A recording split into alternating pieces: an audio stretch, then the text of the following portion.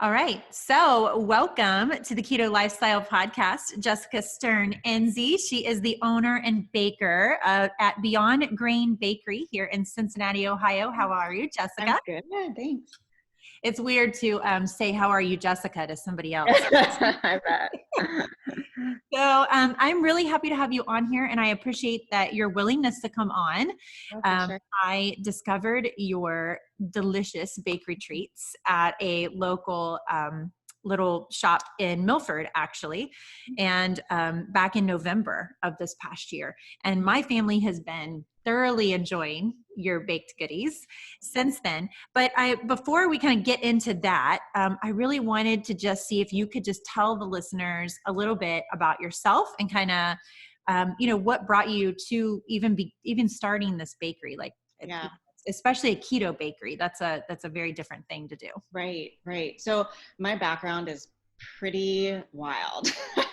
I'm from New York City originally. I moved here to go to CCM, which is the Conservatory of Music here in Cincinnati. So my undergraduate degree is in music, but I've always been a passionate home baker and home cook. I come from a family of cooks and bakers, and every vacation, every trip, every day revolved around what we were eating. We're just a family of foodies, and we wake up in the morning and say, what are we doing for dinner? It's just kind of how we are. Yes. And cooking has always been therapeutic for me. It's always been my safe space. It's always been where I go after a stressful day. And to make a long story short, I had many careers prior to what I do now, which is full-time. I'm a speech language pathologist for Cincinnati Public Schools.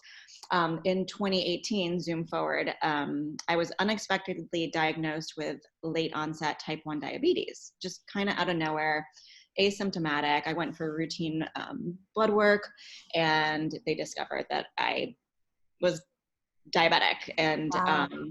my sister is a physician, and she really pushed for special blood tests to determine what kind of diabetes, because we just weren't convinced I had type 2. I was extremely healthy. I wasn't overweight. We didn't have it in our family. So I was tested for the antibodies, and lo and behold, I was type 1, which is kind of becoming, I don't know if it's more common, but they're discovering that up to 10% of people with type 2 are actually undiagnosed type 1s. Wow. So especially when you get it in adulthood, because people think of type 1 being juvenile. Mm-hmm. So anyway, up until that point, I had been, I love my job. I love what I do, but I just didn't have the passion for it that I do have for being in the kitchen. And for years I was, just every summer I have off because I work for the schools, and I would say, gosh, I have this time off. I really want to be doing something with food, but I couldn't figure out what it was or what to do or how to go about starting it. So this diagnosis really was the impetus for starting the bakery, because it forced me to sort of focus, on, okay, I'm this foodie who loves pizza and bread and sweets. What the heck am I going to do? Right. So I just started researching. This was in April. Started researching, spent like 2 months after work every day, just in the kitchen, learning about low carb baking, learning about how to control my own disease, but then also how to still eat foods that I love. Mm-hmm. And because I have a background in food, it wasn't as, difficult to make the transition, because I knew how to bake. I just had to figure out how to bake in a different way. Mm-hmm. And so for 2 months, once I kind of got the hang of it, I started developing recipes. I started posting pictures on my personal Facebook page. More and more people were saying, you need to start a cookbook, you need to start a blog, you need to do this. And it was just like light bulb moment. Like, this is what I'm going to do. I've been waiting to figure out what I want to do with food. This is, not only going to benefit me personally, because now I can eat in a safe way, but it can benefit other diabetics. It can benefit people who are, on the keto diet. It can benefit people who are just trying to, enjoy desserts in a healthier way. So again, I took like 2 or 3 months to really sort of like figure it out. And then by July, I was diagnosed in April, and by July, the bakery was up and running. So Wow. it was quick. Yeah, it was quick. Oh my goodness. That's light speed, girl. Yeah. And we joke about it because my husband's he has a business degree, and he's all about like planning and organizing and, taking time. And Oh man, I'm married to one of I'm them. impulsive. We So have a spreadsheet for everything. And he'll be like, look, come here. I want you to look at the spreadsheet. And I'm like, no, I hate it. I just wanted to do it. I didn't want to like plan. I didn't want to do the business stuff. I just wanted to bake and bake for people. So I kind of started before I probably was ready, but it's all been good. Yeah, that's awesome. That's really cool. So, because I think it's man. So yeah, because like a lot of people, when I'm working with people that I'm coaching through, like, first and foremost, I'm a nutritional therapist, so I'm based in nutritional therapy. But because of who I am and what my podcast is, a lot of people do come to me for keto specifically. So we work a lot with that. But when I'm working with people on the ketogenic diet and just getting them to make that transition can often be really super hard, and it can take a really long time for them to get the hang of it. But you didn't have that luxury. You were like, it was like overnight. Yes. It's like, that's it. It's done. So you just accelerated. But I love that you said, you know what, this isn't some kind of like death sentence. This is, I'm going to reinvent what I need to do to be. Yeah, it took me a couple of weeks. I mean, for the first week, I thought, is this a death sentence? And I guess by death sentence, I mean like death of sweets sentence. Oh, right. Well, I mean, yeah, and it took me, it didn't take long. I mean, honestly, I hear people now who are diabetics thinking, saying that it took years for them to figure out that they could make this transition and still enjoy the things they love, just in a different way. And I'm fortunate and I feel lucky because I'm really big into research, and within like a week or two, I sort of like figured it out. And, doctors will tell you, oh, sure, you can still eat sweets sometimes, you can eat carbs. And I mean, you can, but you're going to face a roller coaster battle with your blood sugars, and you're going to be taking lots of insulin. And I really wanted to manage my disease, very tightly. And this has just been, I mean, because of the way I eat and because of this lifestyle, I require very little insulin. And I hope that that'll continue for, it could last for a really long time because of how I eat. Yeah. So, yeah. Right. Well, and insulin is such a specific hormone to try to manage. Like, I don't think people understand when you're a type 1 diabetic, how it's not like you just eat something and there's like a set amount of insulin that you take. Like, I think people don't understand how nuanced it really is, and how our bodies, they're so amazing at how, like, no matter all the crap we put into them, how we can produce insulin, and it's what we need to bring everything back down, and all the checks and balances. And then when you have to take that on manually, it's not like, okay, if you eat this piece of bread, you're going to have this many units of insulin. Like, I don't think people understand. And it's unpredictable. Some days, I'll eat the same things that I ate the day before, and I'll have completely different blood sugars. So it's just, it's a full-time job to manage it, but eating this way makes it a lot easier. I think that is also a great point. I think for people listening, I'm always preaching about your environment and your sleep and your stress levels, and all of this stuff plays into account, as it does as a type 1 diabetic will see. Like you're saying, you could eat the same exact thing every single day, and the amount of insulin you're going to require is going to be different. It's going to depend on your environment. It's going to depend on so many different things, not just what you're putting in your mouth. Right. So can you help people that are listening to understand the difference between when you're talking about type 1 diabetic, which you are, versus a type 2 diabetic? Just a little bit of because I want to make sure that everybody's on the same page and they kind of understand. Right. And I'm not a physician and I'm not an expert, but from what I know and understand, type 1 diabetes is an autoimmune disease. So the pancreas and the cells that create insulin are attacked, just like other organs are attacked in other autoimmune diseases, which I also have Hashimoto's. So my thyroid's are attacked too. So, and that leads to another, I've also kind of transitioned to doing a lot of paleo stuff too, because I myself am very, very low dairy. But type 1 is your body just stops producing insulin. The beta cells that produce insulin are killed off. And it can be a slow kill off, or it can be a fast kill off, depending on when you're diagnosed, how you eat. just how your body responds. So for me, I caught it early, so I still had some functioning cells left. And because I made the transition to low carb eating so quickly, I've been able to preserve some cell function. They're slowly dying off. We check at blood tests, which, we knew was going to happen, but I'm able to prolong that because I've taken a little bit of insulin from the get-go and because of how I eat.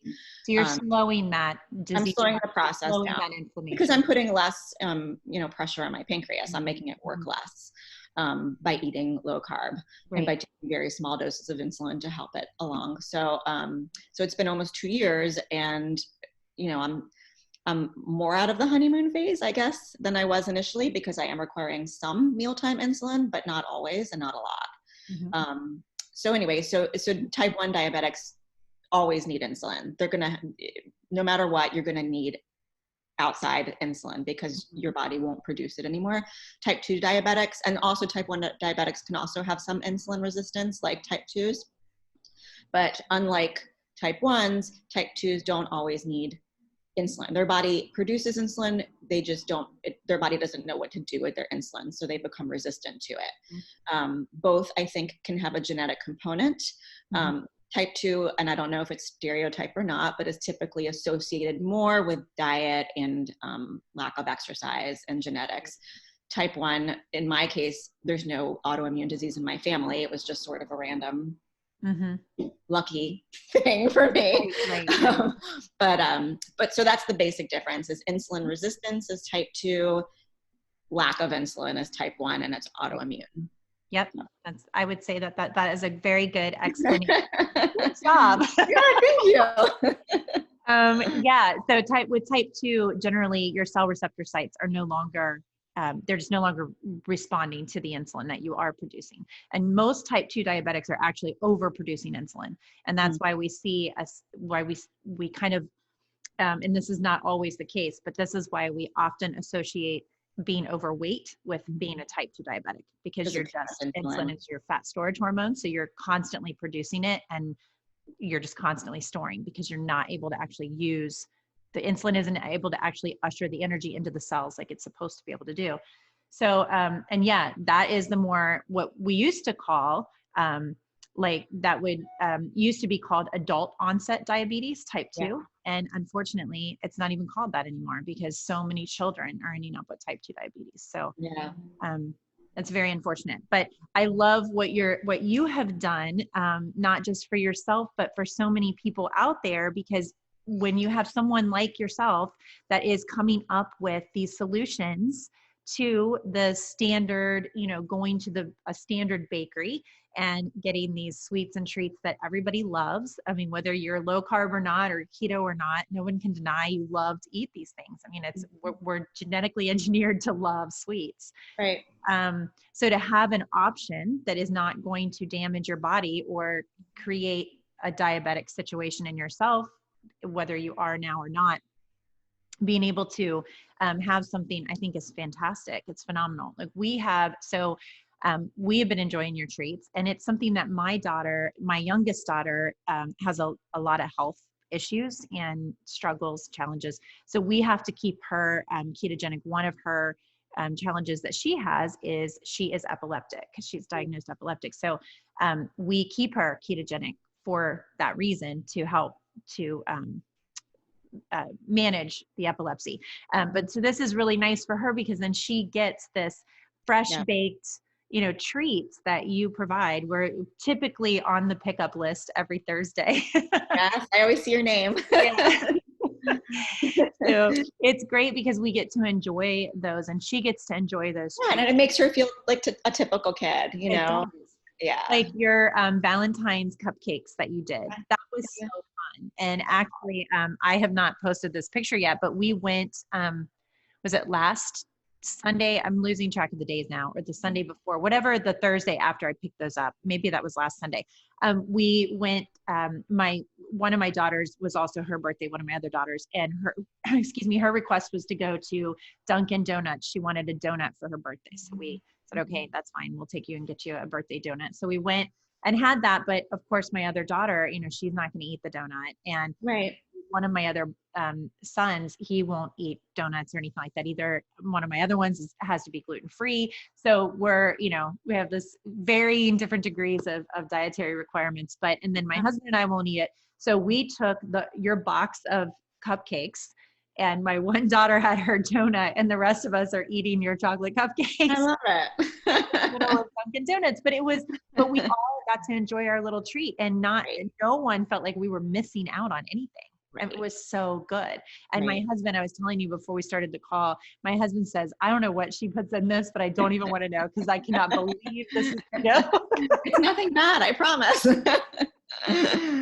They're just so good. So and honestly, like I've said this before on my social media, but there's a lot of keto bakeries popping up now, which is fantastic. But I think there's also, there's no regulation. And so my husband went to Toronto back in the fall, and there's a beautiful bakery there. I see their pictures all the time, and their stuff is just gorgeous. And they do some keto stuff. Mm-hmm. And I asked him to pick me some stuff up and bring it back. And I made the mistake of not asking for an ingredients list, which now I always do, because they said it was keto. And it might have been keto, meaning that it might have fit the macros. Right. But if you don't look as a diabetic, you have to know what the ingredients are, because sometimes there's an ingredient in there that might still elicit an carb count, but it's a sugar spiker, or it's a starch, or it's something that'll just trigger your blood sugar. Right. And so he brought something back, and as I was eating it, I thought,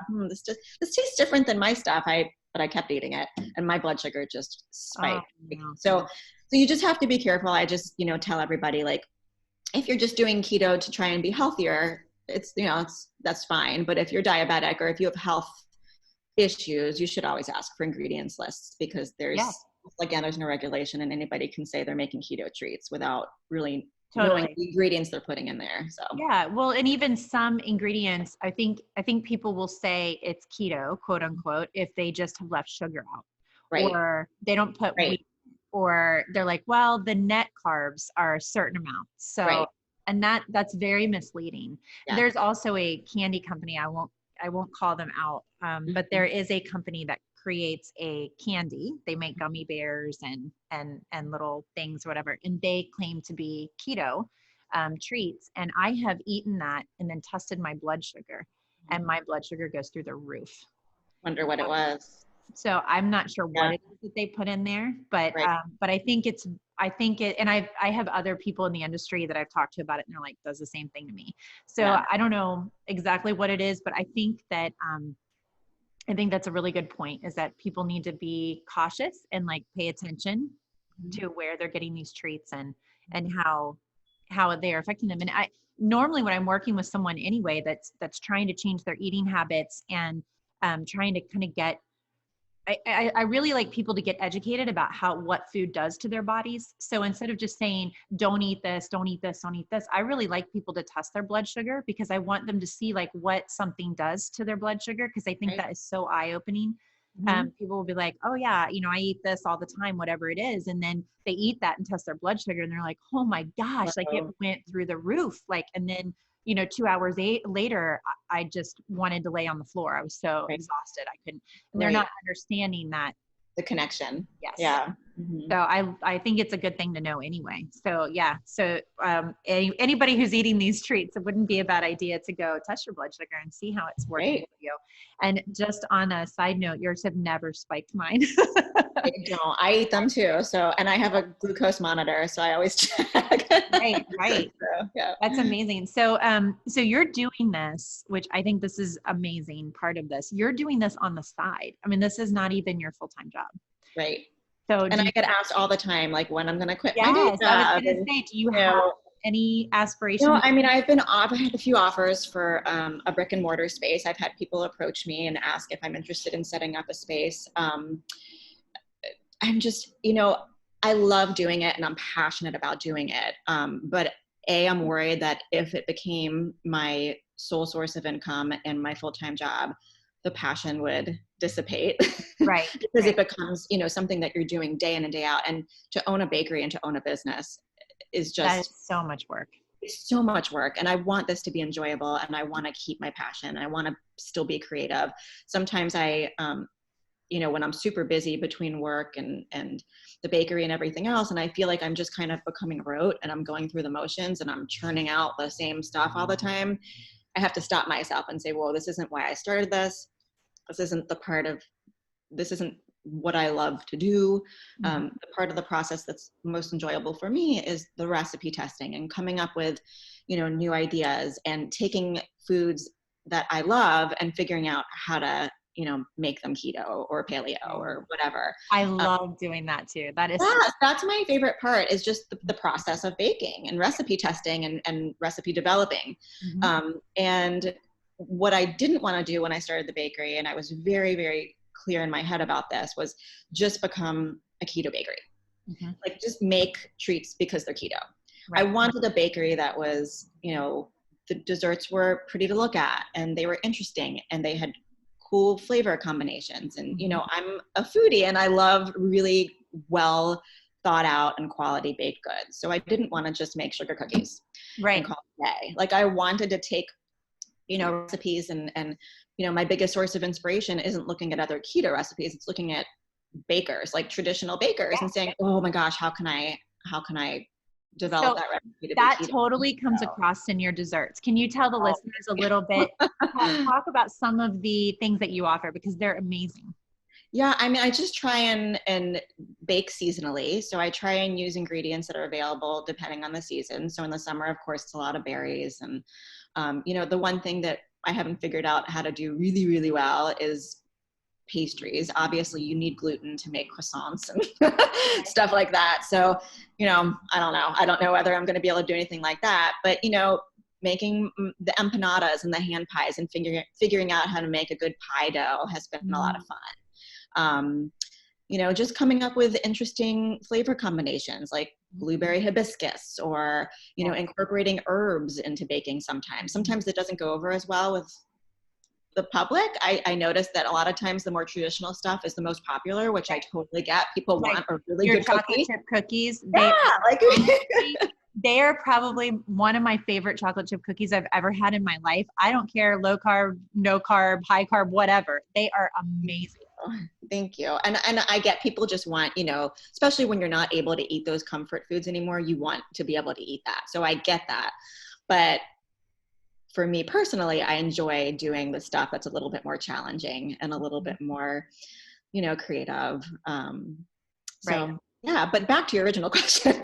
So yeah, no, I don't see myself opening up a brick and mortar anytime super soon. I'm going to keep doing what I'm doing. My daytime job is, it's meaningful work and I get summers off. And I enjoy it. And in order to, live the lifestyle I live, doing what I do as a bakery owner, I'd have to work 5 times as hard, to be honest. And I'm not sure to be able to enjoy life as much. So it's a balance. You would have to hire a whole staff of people. I would, yeah. But then you would have to train and just hope. And honestly, it would never be the same as if you were making it. Right. And it's a risk. It's a big risk. And right now it's not a risk. I can do it because I enjoy doing it. Yes. Yeah.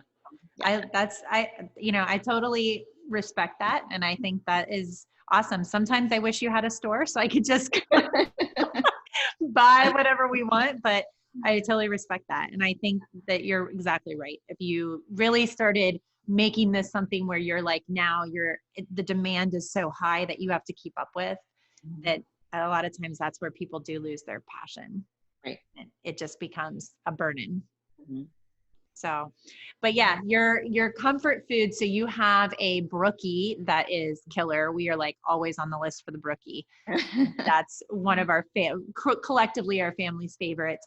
I've never been a huge chocolate chip cookie fan, but I love your chocolate chip cookies.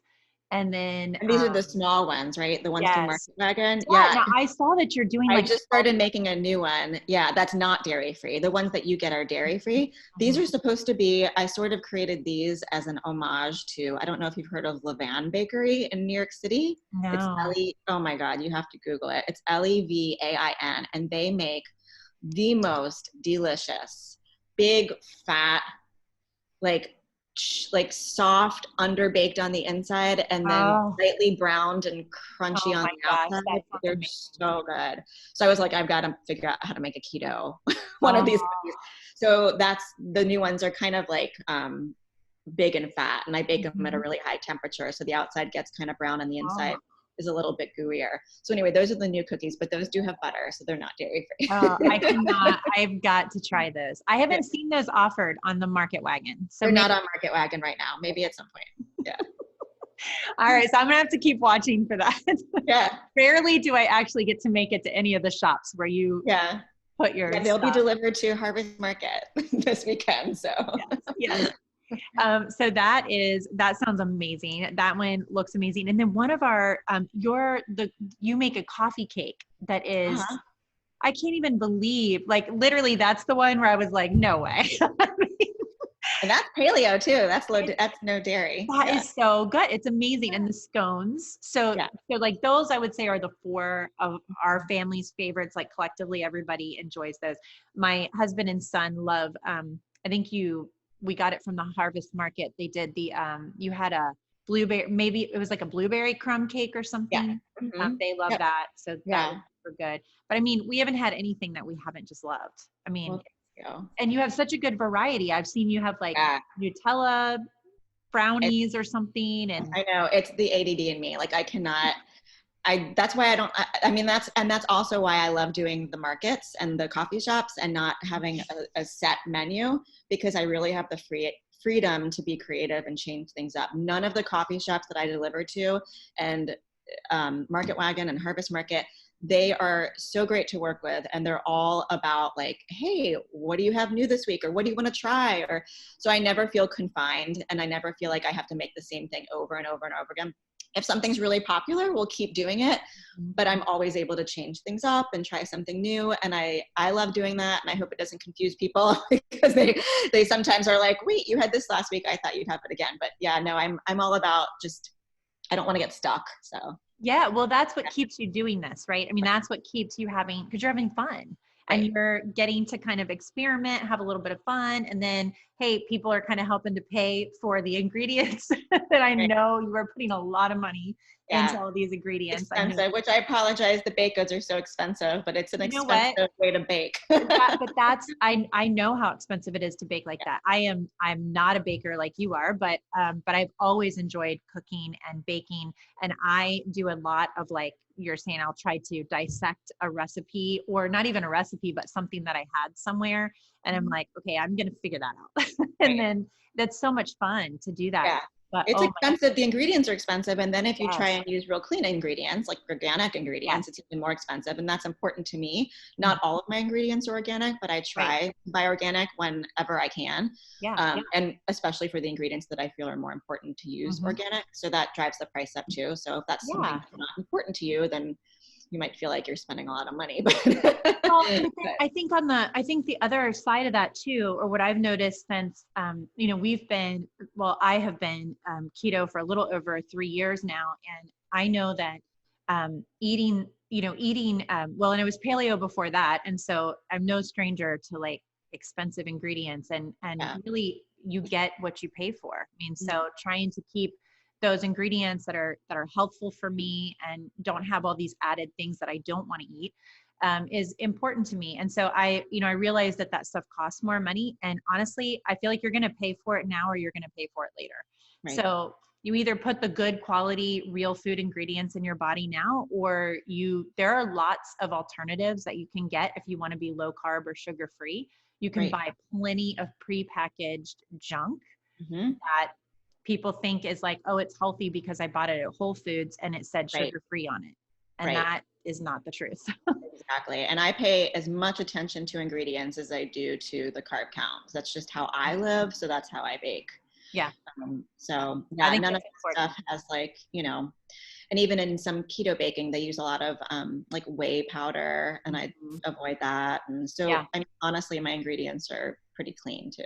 I So can tell because there are some bakeries or some keto dessert type things that I'll have, and you'll get digestive upset, and I never get any kind of anything with your treats. They're just yay. perfect. So I feel like That's a really good, and none of my family does. Like as a matter of fact, I offered my son something the other day. He was looking for something. I said, why don't you have this? And he goes, oh, I don't really want to have that, because then sometimes my stomach gets upset. And he reached in the freezer, because we don't eat your treats fast enough, so we freeze them. So he reached in the freezer and grabbed one of your cookies out, and he's like, I'll eat this. So even he knows that your treats don't bother him. I'm gonna bother him. Yeah. But we do, they can tend to be expensive, especially if somebody's not used to trying to eat more healthfully. But I also think that when you're doing this and you kind of get out of the sugar addiction and eating all these treats all the time, you don't need that many. Like, need less, right? We need less. Like I never eat an entire brookie, like ever. Right. Like I can't do it. They're so good, but you just, so we break them in half and we freeze them, and then we'll just get a half of them out. And then often we'll even split that half between a couple of us. We're like, we just have a couple bites. So that, however much that package of brookies cost, we didn't eat that in a week or days. We ate that over a long period of time. Right. So it definitely more economically makes sense. Yeah. And the ingredients, if you're not a baker and you're just going to bake once every 3 months, then you're buying all these ingredients that you're going to use once, and the almond flour goes rancid if you don't use it within a certain time. So it's just like, it's expensive no matter how you look at it. It's amazing. Well, and I just am so happy that I found you and that you're local. And we do have plenty of local people that listen to this podcast. And people, I know there's people all over the world listening to this, and you don't currently ship, correct? It's only local. That's correct. I don't. I've gotten lots and lots of requests. So I don't know if I'm going to look into it someday, but I'm sure that's a whole other ball of wax that I haven't even looked into it. I'm sure there's all kinds of regulations. Yeah. Well, and you sell out like every week. So I do. I don't know. You would have to spend so much more time baking. Right. It would increase the workload a lot. And to be honest, in the summers, I have more time because I'm off work, but during my school year, I just can't add on any more without, I've thought about, well, should I get a commercial kitchen or should I hire somebody? And I've hired people here and there to help me out. But it's just, I'm a control freak and I like to do it myself. And sometimes it's harder to train somebody to do it than just doing it yourself. Totally. So, I've hired a delivery driver to help me with that. So I try and find people to help where I can and where I'm willing to let them help. But I just would prefer to do all the baking by myself. So commercial kitchen, maybe at some point I've thought about that.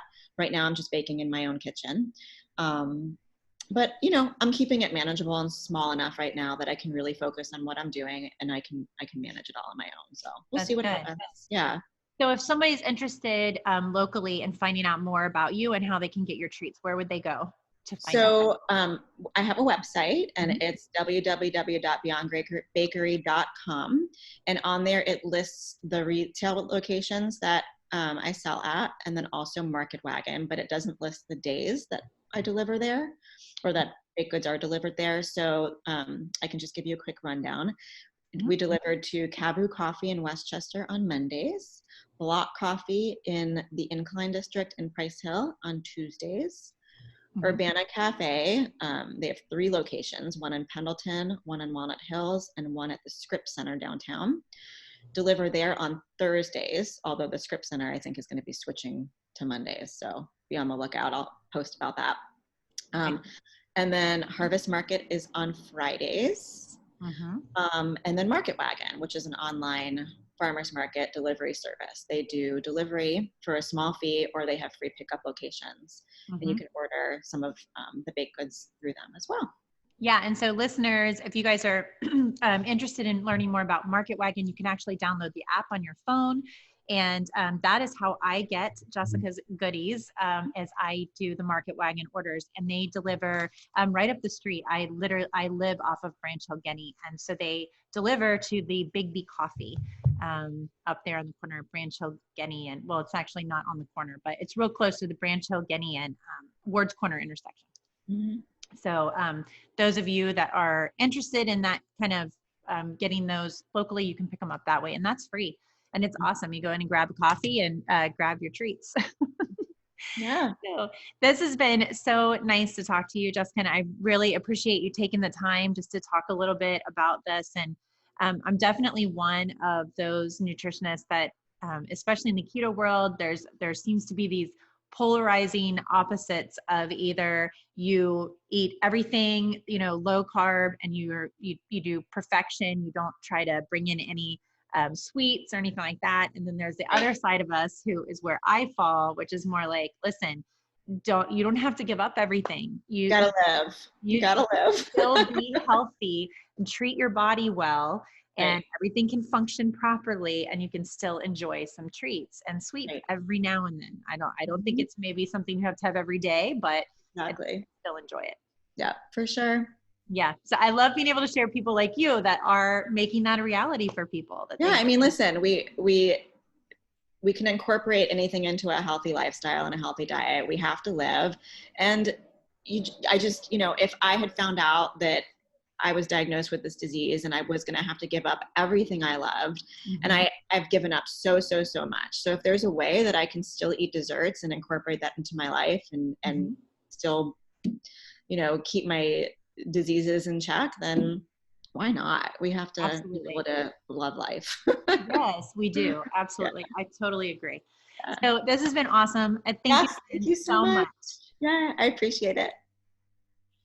All right, we're done. Thank Okay. you so much.